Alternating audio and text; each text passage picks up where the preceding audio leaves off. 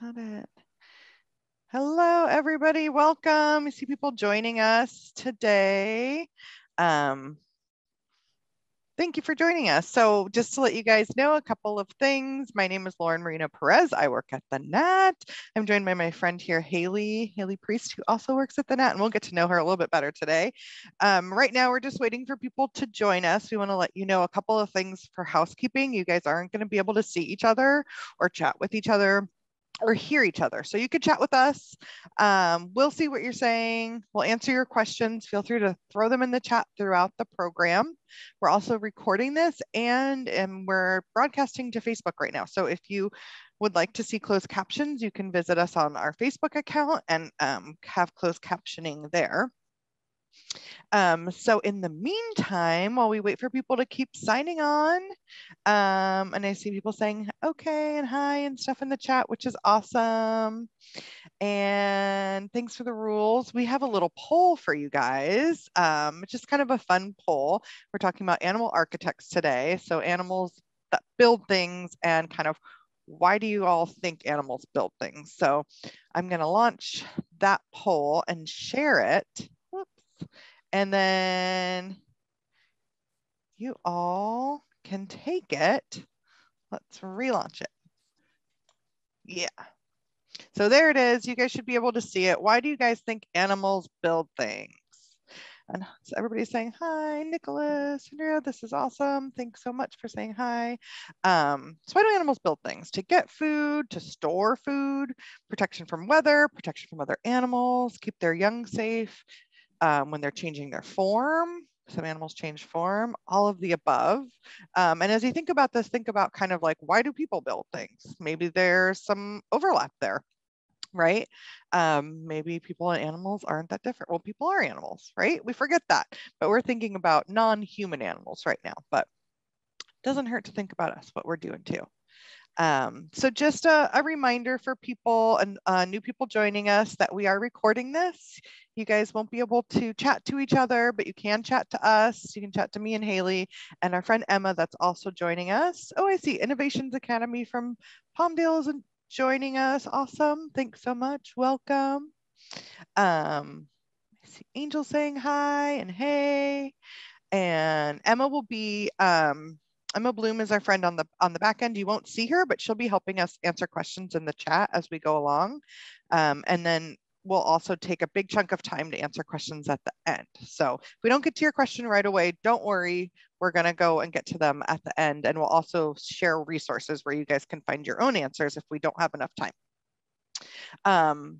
So I'm seeing a lot of answers to this poll here. Some people are thinking to get food. A couple more people are thinking to protect animals from young, keep their young safe, protection from weather, store food. Most people think all of the above. So I'm really glad to see that we're seeing a lot of people participating here. So I'll leave the poll up for another minute. I know sometimes educators like to poll their classroom and drop that in the chat what they're thinking. So that will be really cool to see too. Just going through the chat. All right, everybody. I'm going to close this poll pretty soon. And let's see here. Let's go ahead and end the poll. 5, 4, 3, 2, 1. End poll. Share the results. So you guys should be able to see what most people chose. So most people chose all of the above. And honestly, if you took the poll at all, you're automatically right because it was all of the above. It was all of these things. So anything you chose was correct, which is awesome. Animals are really smart and they're doing a lot of things just like humans are. And we're going to learn a little bit more about how they do that today, what they're doing when they build things and why, which is, it's really fun. I think I learned a lot and I know Haylie's going to teach us a lot as well today. So I would love to welcome Haylie Priest. Haylie is here. You can see her. She has a really cool picture behind her. She works at the NAT in the Nature to You loan program. And that's like a really cool program. You can go check out museum specimens. So animals and plants, they're taxidermied, so they're mounted. You can take them to your school site. You can take them home, draw from them, study them. It's just a really, really cool thing the museum offers. And so we'll share a link to more information in the chat about that too. Thanks so much for joining us today, Haylie. I'm so glad you could be here. Yes, I'm so excited to join you today and to talk a little bit about some cool animals that build things. Yeah. And so some of the amazing animals we're going to discuss today are found in the loan program, which is that space that teachers and educators and basically anyone that wants to be a member can check out and bring those specimens to learn from. So today we are going to talk about a few different things. We're going to figure out what an animal architect is, learn about some different types of animal architecture, learn about why animals build things, and then learn about some cool animals that are called ecosystem engineers. Ooh, that's a neat one. That sounds like a big job. Yeah, it definitely is. Awesome. Okay, so I'm kind of interested in like what is an animal architect? We're throwing this term around. What do we mean when we say that? What are we talking about here? Yeah, that's a great question. So I think it would be really fun if we explore this idea with a game. So what we're going to do is I'm going to have you guys see if you can guess which animal built these different structures that we're going to show you photos of. Cool. Are you ready? I think we are. Okay. So our first one, who do you guys think made this? Let's see. Okay, so who do we think made this? You guys can pick your answer in the poll here. We have options of a cat, a hamster, a spider, or a pig. Overwhelmingly, I'm seeing spider. I don't see anybody pick anything else. I thought maybe I was going to trick some people, but it looks like it's not. So I'm going to go ahead and end the poll and share the results here. Wow, you guys are smart. Yeah. Good job. Everybody picked spider, which is, yep. Correct. Yes. Yeah. So that was a spider web, which we'll talk a little bit more about those friends in just a few moments. So how about let's go on to our next one. Okay. Here we go. Who do you guys think made this?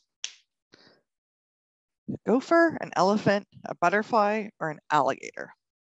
So it's a very, very, I think this one's a little trickier. Getting trickier and trickier here. Because it's hard to tell if you just see a hole, this looks like a hole in the ground, right? Yeah. Who could have made that? I know a lot of times people, when I'm hiking or will say, oh, it's a snake hole. I'm like, but I don't know. So let's see here. And I'm seeing some people say gopher. I'm guessing gopher. Some people are saying elephant. Some are saying butterfly, alligator, which is really cool to see because we're going to learn more about butterfly relative during this. So, okay, I'm going to go ahead and end the poll and share the results here. And 92% of people, so an overwhelming majority said gopher, or most of us said gopher. So let's see, what is that? Who actually did make this? Oh, it is a gopher. Super cute little face. So cute. Yeah, I love those guys. There's one that loves to live right outside the museum and dig holes there. And sometimes he comes out and pops his little head out. Yep, if you ever come visit the museum, you'll probably see some of these holes outside in the grass. Yes. All right. Our last one. Who do y'all think made this? And when we say made this, we're talking about like all those sticks in the middle of this river, right? So our choices are whale, beaver, dog, or guinea pig, which I would love to picture a guinea pig doing, like moving all these big sticks with its little mouth. Some people are saying whale. A lot of people are saying beaver. Some people are saying guinea pig. They're picturing the guinea pig in their head moving with those sticks. Okay, a couple more seconds for the poll here.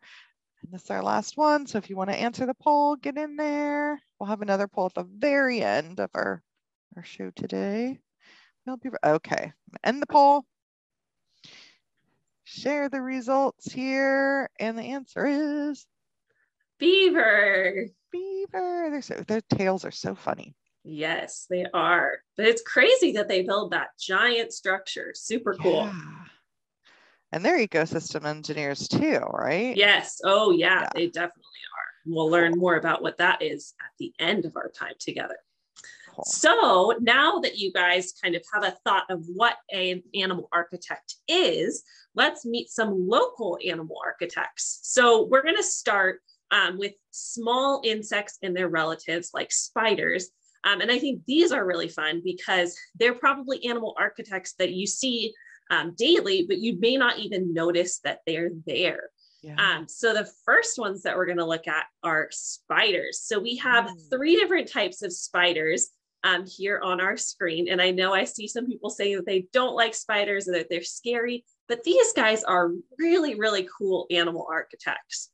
So when you think of spider webs, you probably think of our orb weaving spiders. So those are the ones that are on the left-hand side of our screen.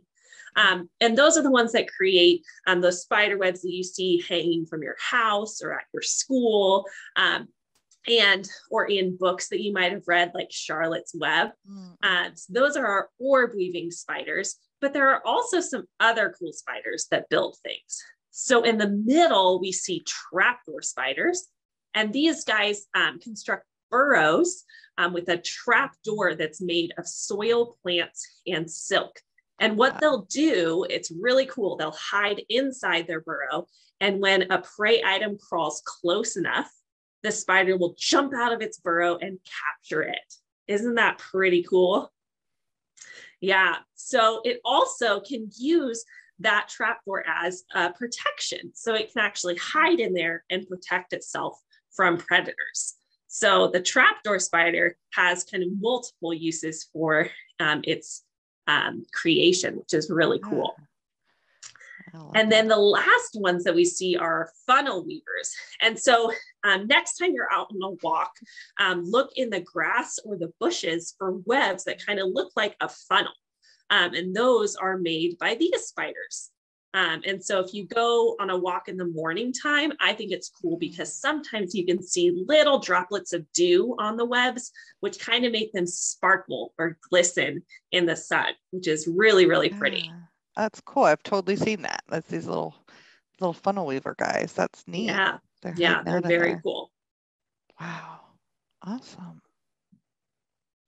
Yeah. So next we're going to move on to another small animal architect called paper wasps. Now these guys, they use this creation to be able to lay eggs. So the queens actually lay eggs in these structures, and their colonies raise the young in them. So they make these paper structures by chewing little bits of plants and making these little cells. So you can see kind of up close where you see the picture of the paper wasp, you can see some of the little cells that they put individual eggs in order for them to grow and become these bigger paper wasps. And so these guys, these nests can be found kind of similar places that our orb weaver spider webs can be found. So under porches or decks, and in the eaves, which is kind of where your roof hangs over the side of your house.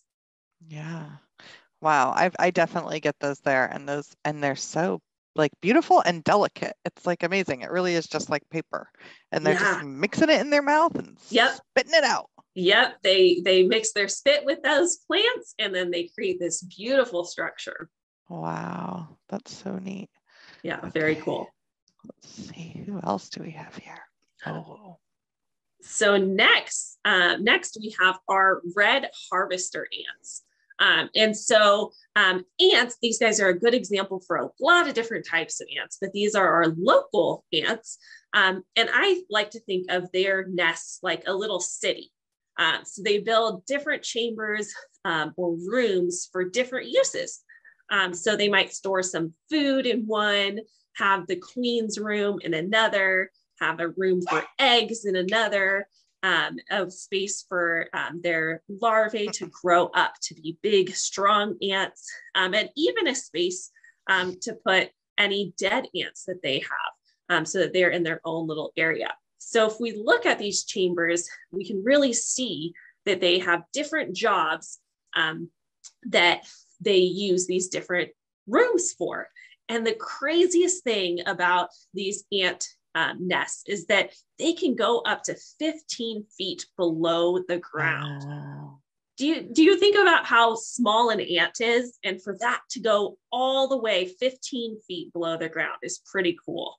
That's amazing. Yeah. Yeah. That's like I want to, like, even bigger than a city. I don't know. Yeah. It's like huge, like a giant, ant world under there that you wouldn't even know is going on. Yeah. That's Pretty so cool. crazy. And it's so advanced. And I'm seeing some really cool, like, great questions here that somebody asked about, actually, about the paper wasp. What do they use to make their nest? Like, what part of the plants?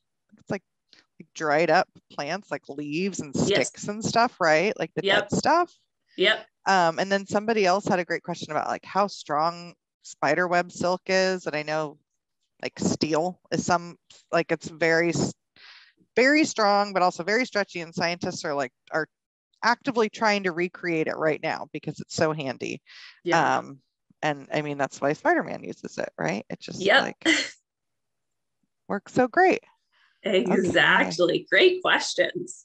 Ooh, I see that Emma says it's 5 times as strong as steel. Wow. Very cool. Stronger than steel. Wonderful. So let's move on to our next friend, which is the Ceanothus silk moth. Now, I know that's a big word at the beginning of its name, but this caterpillar, or the caterpillar of this moth, feeds on our local lilac bush, which is called Ceanothus. And so this is where this moth gets its name from. And so the cool thing about these guys is they eat a lot all summer. And then it becomes time for them to make their cocoon. And so they spin their silk around themselves, and they molt inside the silk casing. And so the cocoon provides extra warmth and protection from their surrounding environment.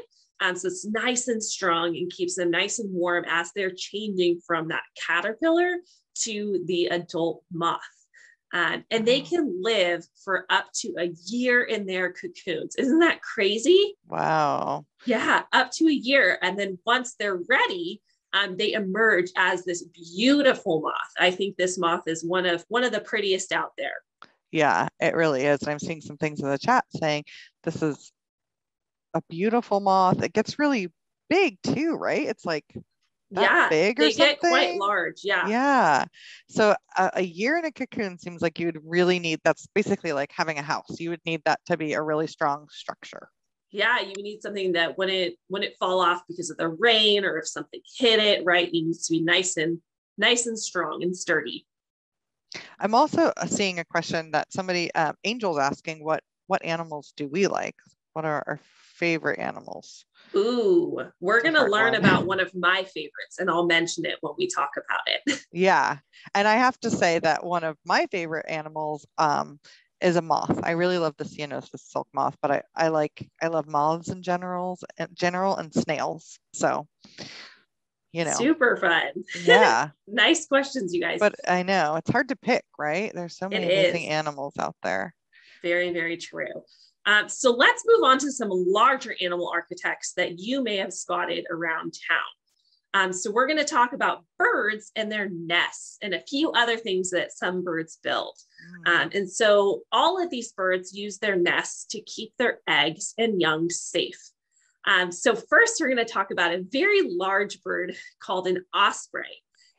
Looking at the photo on the left, can you guys spot the nest at the top of the light pole?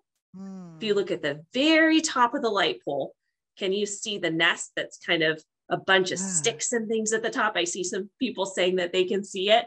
Yeah, so since these guys are such large birds, they need an open approach to fly to the nest. So they wouldn't build their nest in the middle of a big tree.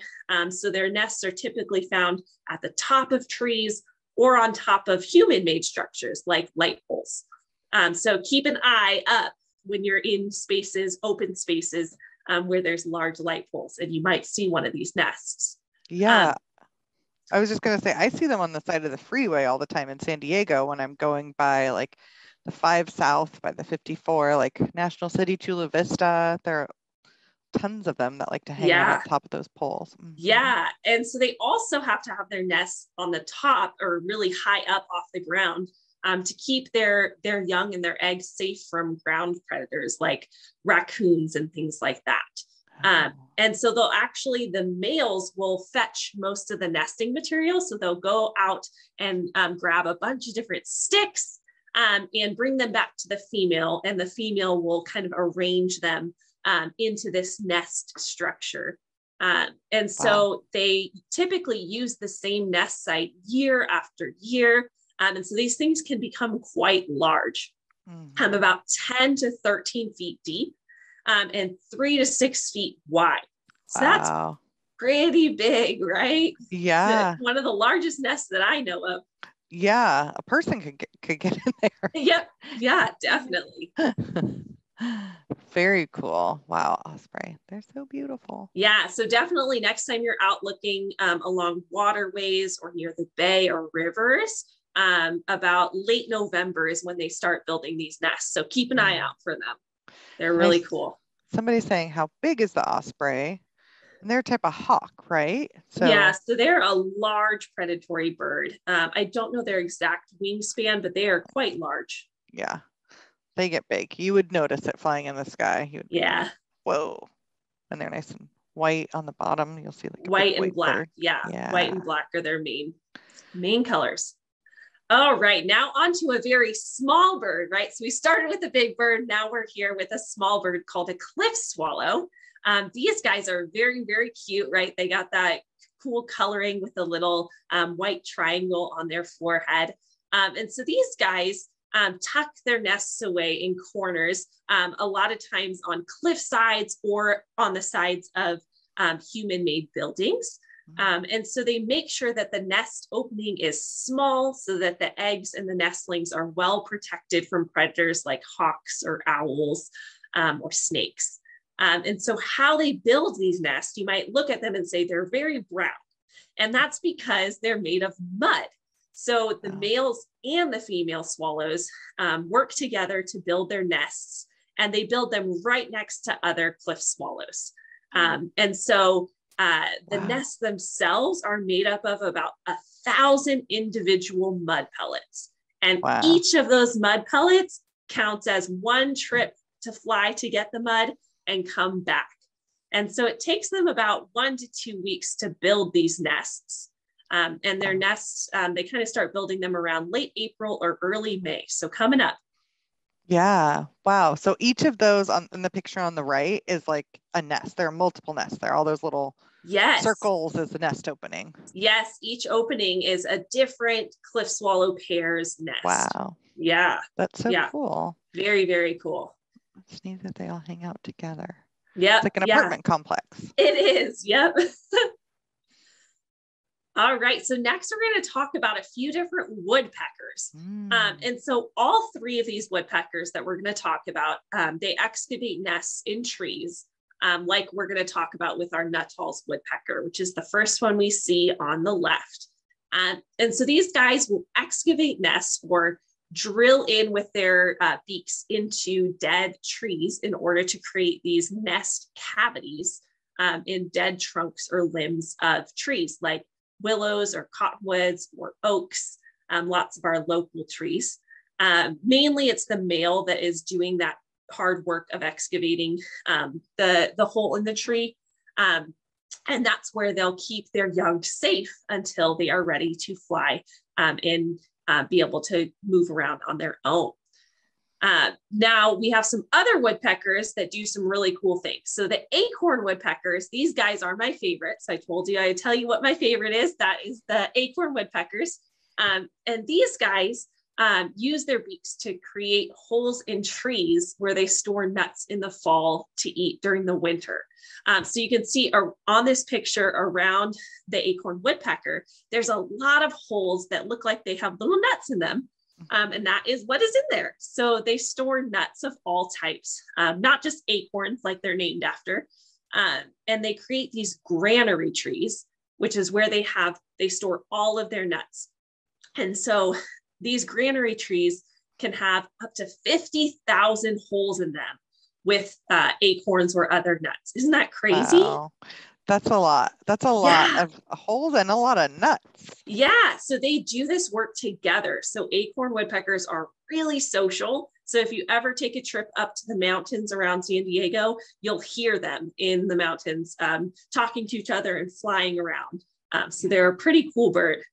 And chatty. Like they share a granary, right? So that's Yeah. kind of why they're all hanging out. Sometimes you'll hang out together. Yeah. Cool. So they work as kind of a family group and create these big trees where it helps them to be able to have food for the winter. Yeah. And I saw somebody ask a question, like, do woodpeckers only eat insects? Which is like, actually, no, they eat nuts too. They have these granary trees that are storing their food for them. Yeah. Which is so smart. It's just like our pantry. Yep, exactly. Right? You can go get a snack. Yep. They love their snacks. That's for sure. All right. So the last woodpecker we're going to talk about is the red-naped sapsucker. So these guys have a really cool way that they get some yummy sweet treats, which is one of their favorite things to eat alongside those insects. So what these guys will do is they'll drill tiny holes in the tree bark. And you can see some of those on the photo on the left. They'll create them in these neatly spaced rows. And then they'll return to those holes every so often to feed on the sap that oozes out. And so if you're out ever hiking and you see a tree that looks like this one, you know that there's a sapsucker somewhere around that's going to be using that to eat, which is pretty cool. That's really cool. That's neat because a lot of times it's really rare to see the animal itself, right? Because they're so good at hiding and they, woodpeckers can be kind of interested in people, but a lot of other birds are a little scared. So if you see these, it's a sign that they are around. Yeah, so you can always look around for evidence of where animals are or have been, even if you don't get a chance to see the animal themselves. Yeah. It's kind of like having syrup on your pancakes, right? Yep. Yeah, exactly. That's how we get some of our yummy syrups, right? Is we maybe mimicked these guys and used their strategy in order to get some yummy maple syrup out of trees. Yeah, that's smart. That's a smart bird. Yep, very smart bird. All right, our last bird, which is one of the smallest birds out there, is our hummingbirds. So this is a photo of our one of our local hummingbirds called an Anna's hummingbird. But hummingbirds in general, they build their nests mainly of plant fluff, and they kind of bind it together with spider webs. So pretty cool. These guys use something that another animal architect we talked about earlier creates. So they kind of use those spider webs, which we said are very, very strong, in order to keep the plant material together to make these cute little walnut-sized nests. And so the females typically do this by themselves, and they camouflage the nest with flakes of dead leaves and things like lichen. And so they typically don't try and conceal the nest or hide it, but they will build the nest on very small, slender twigs. And that helps protect the young because bigger predators are too large to kind of climb out on those small twigs. So they have some unique strategies to keep their babies safe. Yeah. And I saw somebody asking, like, how many eggs do they put? How big is that? And I know you said it's about like the size of a walnut. Do you know is it usually like 2 eggs or 3 eggs? So it's typically between 2 to 4 eggs in a clutch. Okay. For hummingbirds, yeah. Yeah. And then I know if you've ever seen, people have ever been lucky enough to see the little babies in them, it's like they can barely fit. The nest is so little. Yes. Like, yeah. They're very, very cute. Mm-hmm. They are so cute. All right. So moving on to a mammal that builds things. So these guys are woodrats. And so woodrats create dens or nests. And these dens provide 3 important benefits. So they help them stay protected from predators. They're a buffer against extreme temperatures. And they store food in them as well. And so they build these dens of sticks and plant materials rocks, bones, dung, and other materials. And so as we can see on the slideshow, we see that these guys are called pack rats because they're known to collect curious objects that they find, or unique objects that they find.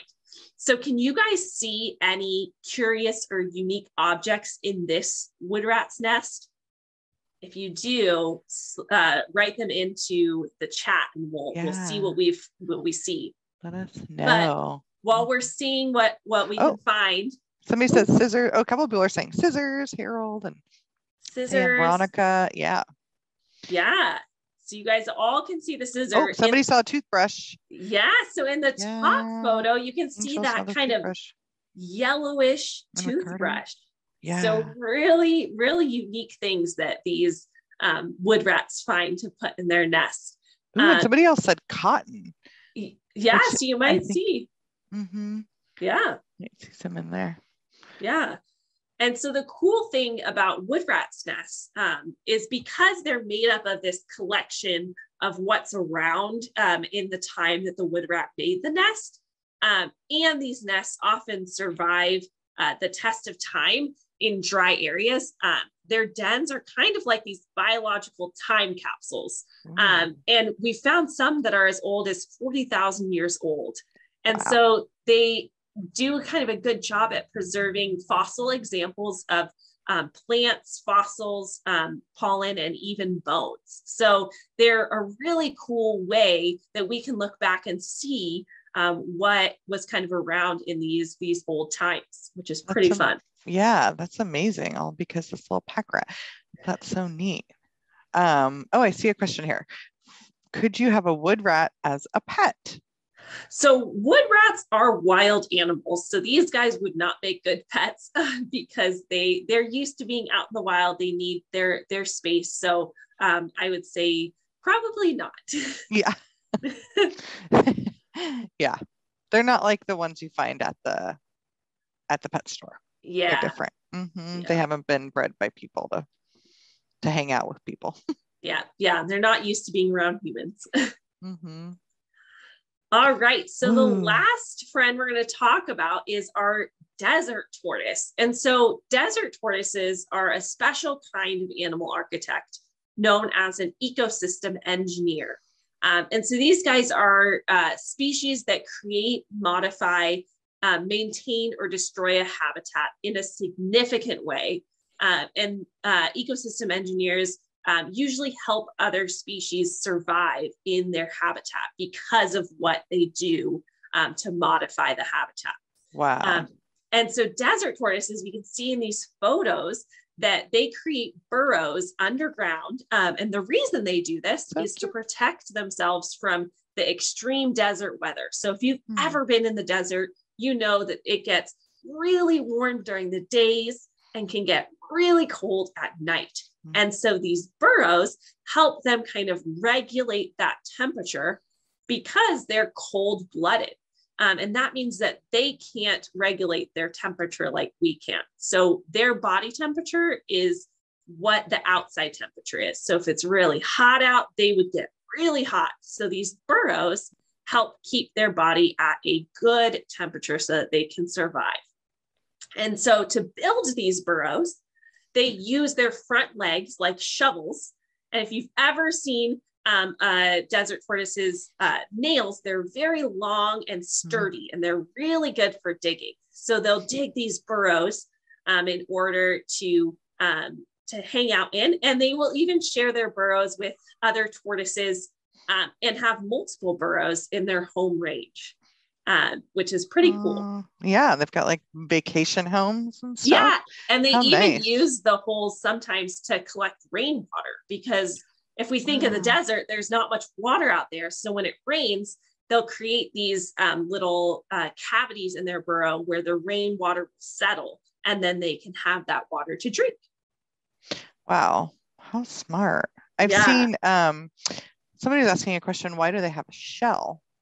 Oh, that is a good question. So their shell actually helps protect them from their predators. So when they're really little, their shell isn't super hard, but it hardens as they grow bigger.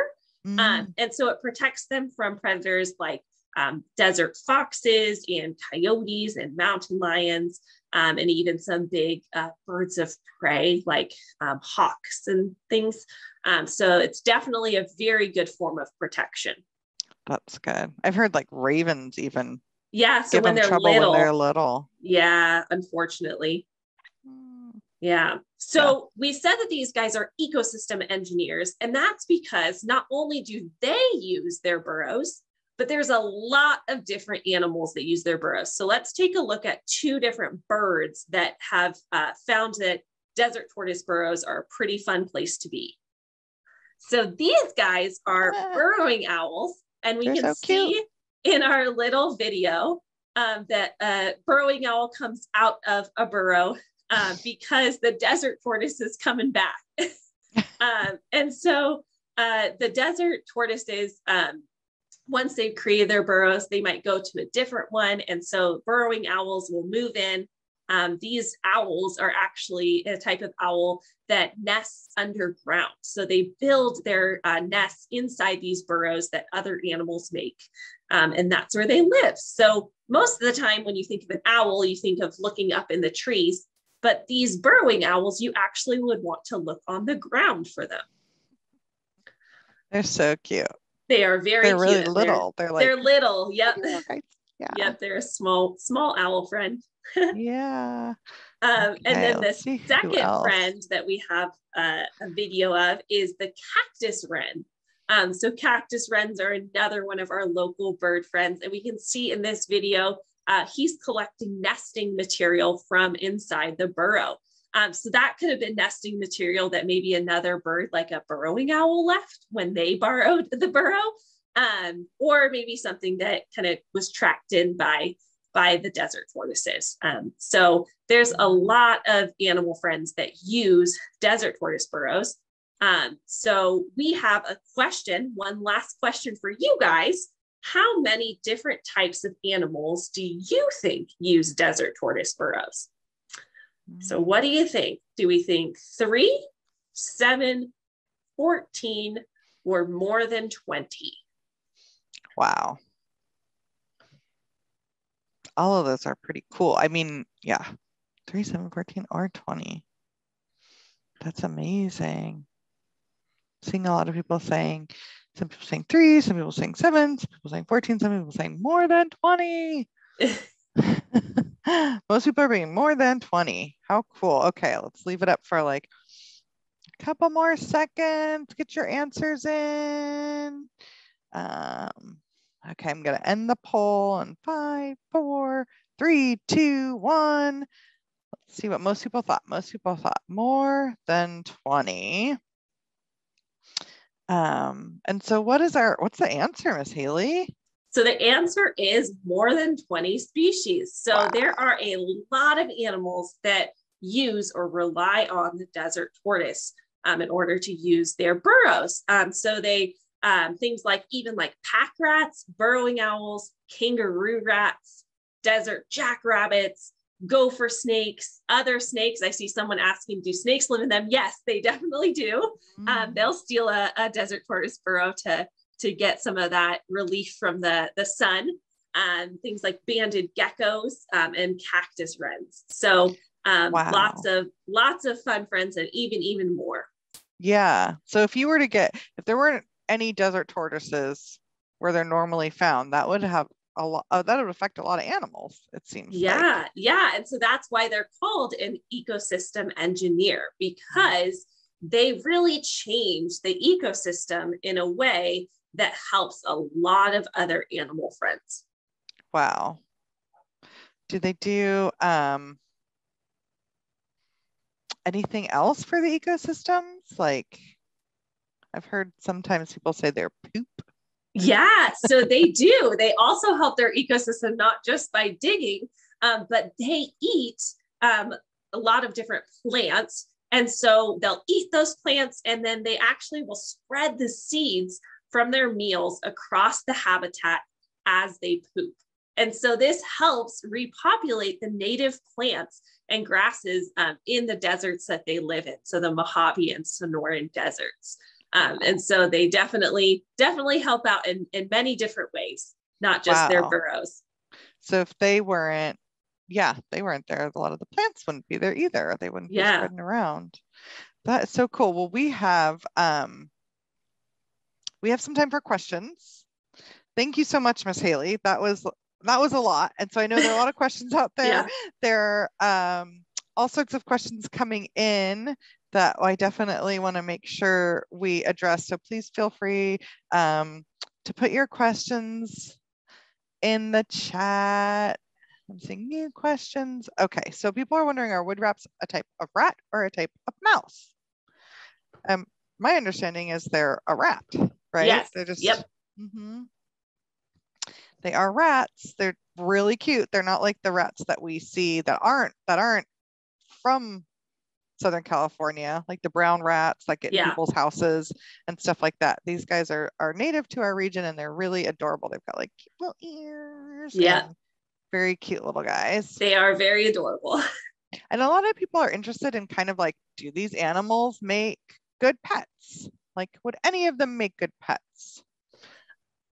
So in general, we say that wild animals would not make good pets. And that's because they are adapted to living in the wild. They're not used to being around humans. They need the space that they live in, the habitat that they live in. And so we never would want to go out and take an animal from the wild in order to keep it as a pet. Yeah, that's definitely not a good idea. I think the Humane Society, animal rescues, places like that are great places to get pets. Animals are meant to be. And even some of the animals we talked about today are protected species, so it's actually illegal to take them out of the wild, specifically the desert tortoise. Right. Yeah, they're so important to their environment. It's really harmful to take them out. I see a question here. Do we have animals that live at the museum? Which we do, right? Yes. Yeah, we do. So we have what is called our living lab, and that has a wide variety of animal friends that are found here in San Diego and Baja. So definitely, if you come visit us, you can see those animal friends. And then I have some animals in my loan library that are no longer alive, but they're living a second life as animal friends that can go out and visit classrooms. Cool. I love, still get to learn from those animals. So I love getting to see them. And I also say, somebody's asking a question, do the other animals only depend on the tortoise burrows, or can they make their own burrows too? Which is a great question. So most of them cannot make their own burrows. So specifically, like talking about the burrowing owls, their claws or their talons are not strong enough or big enough to be able to dig in the desert soil. And so they would not be able to live underground in these burrows if the tortoises or other burrowing animals didn't make them. So they really, really rely on those burrows. Wow. And like also, like all of these animals, we're kind of just getting into like the tip of the iceberg with them. There's so much cool stuff they all do. Miss Emma can throw in the chat. We have some resources where you can learn a little bit more about animal architects. All birds in general tend to be animal architects with their nesting birds at least. So there's all sorts of great information you can look up there. So definitely make sure to check out more. We even have we didn't even get to touch on squirrels or bats, or there's so many out there that do cool stuff. Yes. So make sure you definitely do some research on your own, and we'll share some information that will help that.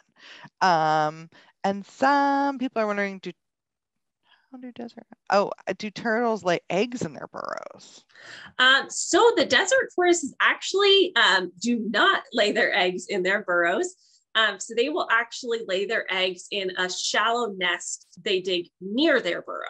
And so the reason for this is because if they put the eggs inside their burrow, if a big rainstorm came, they could actually, those eggs could potentially be underwater, or if the babies hatched out, they could get stuck underwater. And so they make sure that they lay those eggs outside of the burrows. cool. That's really interesting. I would have thought they would want them inside, but Yeah. but that makes sense. So we've run out of time. We had so many great questions, and this is such a fun program.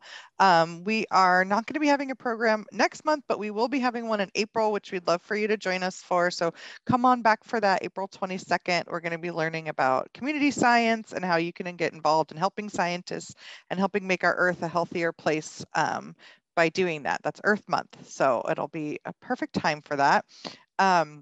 You're also always welcome to email the museum with questions you have. You can email us at education@sdnhm.org. But of course, we encourage you to go out there and do your own research, and we're happy to share websites that'll help you do your own research, because it's always so much more fun to learn something on your own. Or at least I find that way. I don't forget it, right? And then, yeah. That is it. I just want to make sure I'm sharing everything. And thank you so much, Haylie. I really am thanks so much for joining me. And thank you, Emma, back there floating around. I know you've been chatting with a lot of people and answering some great questions on the side too that we didn't even get to. So thanks, everybody. Thanks for being so curious and sharing your time and your questions for us. Yes. Great. Thank you for having me, Lauren, and have a great rest of your day, everybody. Thanks. Yeah. Bye.